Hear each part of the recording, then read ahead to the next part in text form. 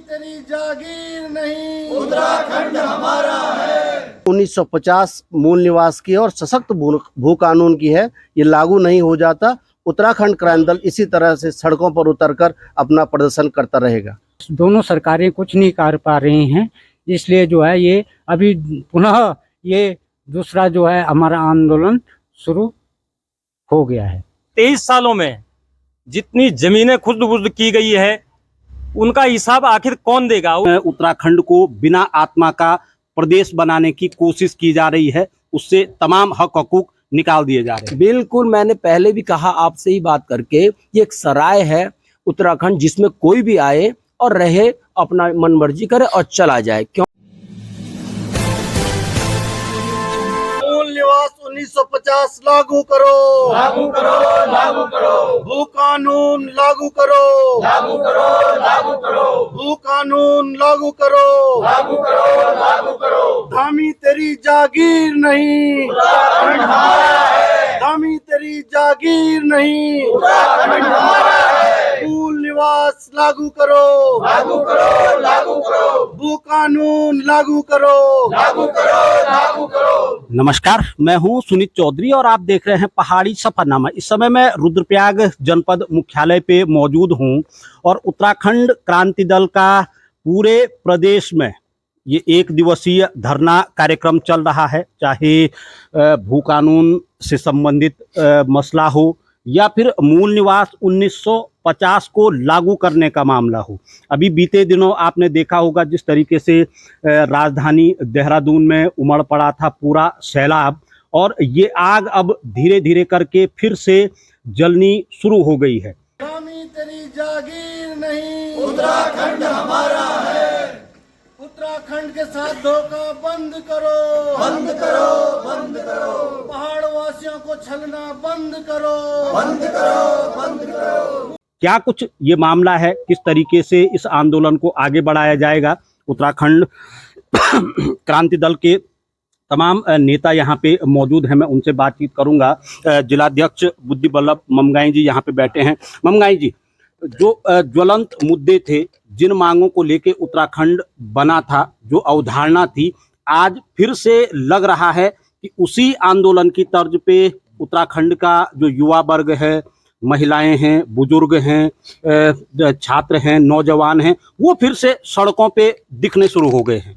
जी देखिए, सबसे पहले पहाड़ी सफरनामा का मैं धन्यवाद देना चाहता हूं कि आपने इस ज्वलंत मुद्दे को कवरेज दी और यहाँ पर आए। तो निश्चित रूप से जिस तरह से पूरे उत्तराखंड का जो आम जनमानस है वो मूल निवास और भू कानून के लिए सड़कों पर उतर रहा है। उत्तराखंड क्रांति दल ने पूर्व से ही, जब ये राज्य बना भी नहीं था, तब से ही मूल निवास और भू कानून की पैरवी शुरू कर दी थी। लेकिन आप देखेंगे जिस तरह से राष्ट्रीय दलों की सरकारें इस प्रदेश में रही है, तो कहीं ना कहीं उन्होंने इस प्रदेश को छलने का कार्य किया है और ये जो मूल निवास और भू कानून की जो मूल अवधारणा इस प्रदेश की थी वो खत्म सी होती जा रही है। तो हमें नहीं लगता है कि भाजपा कांग्रेस इस पर कोई सकारात्मक कार्रवाई करेंगे। वो सिर्फ एक झुंझुना जो उन्होंने एक सिगुफा उन्होंने छोड़ना था भू कानून और मूल निवास को लेकर, वो सिर्फ उस पर राजनीति कर रहे हैं। आपने देखा होगा कांग्रेस ने स्पष्ट रूप से इस पर कह दिया है कि हम भू कानून मूल निवास 1950 के पक्ष में नहीं है, जबकि भाजपा लगातार इसका राजनीतिक फुटबॉल बना रही है। तो कहीं ना कहीं इससे जो उत्तराखंड का आम जनमानस है, जो मूल निवासी है, वो आज अपने आप को ठगा सा महसूस कर रहा है। और मैं बात करूं पहाड़ों की, तो इस पर सीधा सीधा प्रभाव पड़ रहा है, क्योंकि पर्वतीय प्रदेश है। इस प्रदेश की जो मूल अवधारणा थी वो पर्वतीय प्रदेश की थी, लेकिन आज देखेंगे आप पर्वतों में, पहाड़ों में क्या स्थिति हो रखी है। नौनिहाल घर में बेरोजगार हैं, रोजगार की कोई व्यवस्था नहीं है, और जो बाहरी लोग हैं यहाँ पर लगातार जमीनों पर अतिक्रमण कर रहे हैं, जिससे कि यहाँ का युवा पलायन के लिए मजबूर है, उसके लिए रोजगार की कोई व्यवस्था नहीं है। तो निश्चित रूप से हम इस बात को पुरजोर ढंग से उठाने का कार्य कर रहे हैं। उत्तराखंड क्रांति दल हमेशा, जब तक ये मांग हमारी, जो मांग 1950 मूल निवास की और सशक्त भू कानून की है, ये लागू नहीं हो जाता, उत्तराखंड क्रांति दल इसी तरह से सड़कों पर उतरकर अपना प्रदर्शन करता रहेगा। बोल पहाड़ी हल्ला बोल, हल्ला बोल, हल्ला बोल, मूल निवास पे हल्ला बोल, हल्ला बोल, हल्ला बोल, भू कानून कानून पे हल्ला बोल, हल्ला बोल, हल्ला बोल। धामी तेरी जागीर नहीं, उत्तराखंड हमारा है, धामी तेरी जागीर नहीं, उत्तराखंड हमारा है। उत्तराखंड क्रांति दल जिंदाबाद, जिंदाबाद, जिंदाबाद। और इस धरना स्थल पे एक चीज मैं आपको जरूर बताना चाहूँगा, जिस चीज को देख के लगता है कि वास्तव में उत्तराखंड की जो लड़ाई थी किस तरीके से लड़ी गई होगी। ठीक मेरे सामने पे आप ताऊ जी को देख पा रहे होंगे, उत्तराखंड के गांधी जिनको कहा जाता था, स्वर्गीय इंद्रमणि बडोनी जी को, उनकी छवि उनमें दिख रही है और जिस तरीके से दाढ़ी अब सफेद भी हो गई है, क्या इसी लिए स्वतंत्र उत्तराखंड की मांग की गई थी? जी, ये जो आंदोलन चला था उत्तराखंड का, ये अपनी उत्तराखंड के लिए, पहाड़ के लोगों के लिए चाहा था कि भाई राजधानी गैरसैंण हो और हम लोगों को सारा रोजगार मिले, और ये सारा जैसे जल, जमीन, जंगल, ये सब कोई हमारे हक में नहीं थे। ये सब जो है कि हमारी पार्टी ने यही मुद्दे रखे थे। आज भी ये जो है कोई कुछ नहीं, दोनों सरकारें कुछ नहीं कर पा रही हैं। इसलिए जो है ये अभी पुनः ये दूसरा जो है हमारा आंदोलन शुरू हो गया है। धामी तेरी जागीर नहीं, उत्तराखंड हमारा है, धामी तेरी जागीर नहीं, उत्तराखंड हमारा है। उत्तराखंड क्रांति दल जिंदाबाद, जिंदाबाद, जिंदाबाद। बोल पहाड़ी हल्ला बोल। यहाँ पे उत्तराखंड क्रांति दल के जो केंद्रीय प्रवक्ता हैं देवेंद्र चमोली, मैं उनसे भी बातचीत करना चाहूँगा। चमोली जी, आखिर अपने ही राज्य में अपने ही अधिकारों को लेकर अपने ही लोग धरने पे बैठे हुए हैं। देखिए, ये विडंबना है उत्तराखंड के साथ, और इस चीज़ को यहाँ के जनमानस को समझना पड़ेगा कि राज्य बनने के 23 साल के बाद भी उन ज्वलंत मुद्दों के लिए आज भी लोग सड़कों पे हैं। और उत्तराखंड क्रांति दल का जन्म ही इस पहाड़ के लिए हुआ था, इस पर्वतीय राज्य के लिए हुआ था, और ये तमाम मुद्दे उसमें शामिल थे। इससे बड़ा जो है धोखा इस प्रदेश के जनमानस के साथ, युवा के साथ नहीं हो सकता है कि राज्य बनने के बाद यहाँ के युवा का, यहाँ के मूल निवासी का मूल अधिकारी छीन लिया गया हो। पहाड़ की राजधानी आज तक, इस प्रदेश की राजधानी 23 साल होने के बाद भी नहीं बन पाई, तो इससे बड़ा दुर्भाग्य नहीं है। और सबसे बड़ी चीज कि संविधान की धारा 371 स्पष्ट कहती है कि राज्य के संसाधनों पे वहाँ के स्थानीय लोगों का अधिकार संरक्षित करती है धारा। हमारे यहाँ कौड़ियों के भाव जमीन बेची गई बाहरी लोग आकर के, सशक्त भू कानून न होने के कारण, तो जमीनों का वारा न्यारा हुआ है। आज भले ही माननीय मुख्यमंत्री जी उस पर रोक लगाने की बात कर रहे हैं, लेकिन इन 23 सालों में जितनी जमीनें खुर्द-बुर्द की गई है उनका हिसाब आखिर कौन देगा? उसका नुकसान इस प्रदेश ने भुगता है।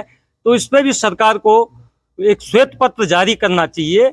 ये हमारी मांग है उत्तराखंड क्रांति दल की, और आज पूरे प्रदेश में उत्तराखंड क्रांति दल जिला मुख्यालयों पर इस प्रदर्शन को कर रहा है, जिसमें मूल निवास पुनः जो 1950 जो राष्ट्रपति अधिनियम में भारत के संविधान द्वारा पूरे देश में लागू हुआ है, उसको उत्तराखंड में लागू करने के लिए उत्तराखंड क्रांति दल के लोग आज पुनः धरने पे बैठे हैं, और सशक्त भू कानून के लिए, ये हम दो मांगों के लिए पुनः एक बार फिर से सड़कों पर। अशोक चौधरी जी भी यहाँ पे बैठे हुए हैं, युवा हैं।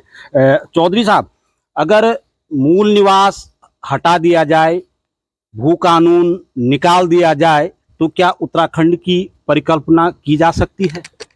हाँ, उत्तराखंड की जो मूल भावना थी बनने की कि जंगल हमारे हों, जमीन हमारी हो, नौकरियां हमारी हो, नदियां हमारी हो, संसाधन पूरे हमारे हो, और मूल निवास भू अध्यादेश इसको लागू करने की जो एक धारणा होती है, हालांकि पूरा हिंदुस्तान एक है, लेकिन राज्यों को बहुत सारे अधिकार मिलते हैं क्योंकि बहुत सारे वर्ग हैं, बहुत सारे तबके हैं। आप देखो, जम्मू कश्मीर से लेकर अरुणाचल प्रदेश और मिजोरम तक जो हिमालयी राज्य हैं, सब में कठोर धाराएं हैं जो वहाँ के मूल निवासी के अधिकारों का संरक्षण करती हैं। कहीं 371 है, कहीं 370, बहुत सारी धाराएं हैं। और वो इसलिए नहीं है, उस धारा का रहना इसलिए ज़रूरी है कि वहाँ की बोली, भाषा, वहाँ की संस्कृति और वहाँ के मूल लोगों के हक हकों का संरक्षण करती है। बाकी आने जाने पे रोक नहीं है, खाने कमाने पे किसी की रोक नहीं है, लेकिन जो भाषाएं शैलियां जो खत्म होंगी उनको रोकती है वो। दूसरा, जनसंख्या का जो परिवर्तन होता है, हम लोग अल्पसंख्यक के तौर पे यहाँ पे बाहर से लोग आएंगे तो हमारा कल पता भी नहीं चलेगा, तो हमारे इन अधिकारों का संरक्षण ये कानून करता है। लेकिन उत्तराखंड पहला राज्य है जिनमें पहला मुख्यमंत्री ही बाहरी था, हरियाणा का था। तो अब बताइए हमारे अधिकारों का संरक्षण कौन करेगा? ये पहला राज्य है जहां से मूल निवास हटा दिया गया, जो कि हमें उत्तर प्रदेश ये हमको अधिकार देता था कि आप मूल निवास आपका है। ये सारी चीजें हैं। जंगलों पे हमारा अधिकार नहीं। आप नदियों को देखो, पूरी नदियां खुद गई हैं। कौन एजेंसी है, कौन बना रहा है? राज्य का कोई नहीं, क्योंकि राज्य में जो सरकारें हैं वो केंद्र को पोषित करने वाली सरकारें हैं, वो यहाँ के लोगों के अधिकारों के लिए लड़ने वाली सरकारें नहीं। आपने देखा अभी पिछले साल हेलंग में एक महिला ने चारा पत्ती काटी, उसे मारपीट कर थाने में बंद कर दिया गया चारे पत्ती के लिए। कितना बड़ा अन्याय है। जिस प्रदेश में चिपको आंदोलन हुआ होगा वहां हमको ये झेलना पड़ रहा है। और मुख्यालय में 10 पेड़ चंदन के कटे, लाखों रुपए के डीएफओ के ऑफिस से, जहाँ सीसीटीवी कैमरे भी बंद थे और कोई जवाब देने को तैयार नहीं। तो ऐसा होना, ये लूट इस प्रदेश में हुई है और आगे भी रहेगी अगर हमको ये सशक्त कानून नहीं मिलेंगे। मतलब कुल मिला के कहा जा सकता है कि ये उत्तराखंड को बिना आत्मा का प्रदेश बनाने की कोशिश की जा रही है, उससे तमाम हक हकूक निकाल दिए जा रहे हैं। बिल्कुल, मैंने पहले भी कहा आपसे ही बात करके, ये एक सराय है उत्तराखंड जिसमें कोई भी आए और रहे, अपना मन मर्जी करे और चला जाए। क्योंकि जब उत्तराखंड बना उस समय 70 लाख की हमारी जनसंख्या थी। पलायन से पूरा उत्तराखंड खत्म हो गया। हमारी विधानसभाएं 6 खत्म हो गई और भी खत्म होने वाली है, लेकिन जनसंख्या 1.5 करोड़ कैसे हो गई भाई? आप बताइए।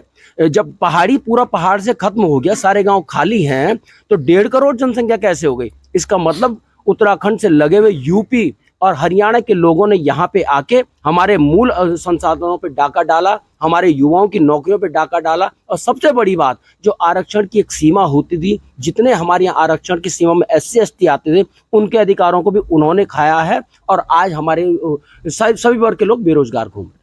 लागू करो, मूल निवास लागू करो, लागू करो। अभी तो ली अंगड़ाई है, आगे और लड़ाई है। अभी तो ली अंगड़ाई है, आगे और लड़ाई है। सशक्त भू कानून लागू करो, लागू करो। बेरोजगारों के साथ धोखा बंद करो, बंद करो।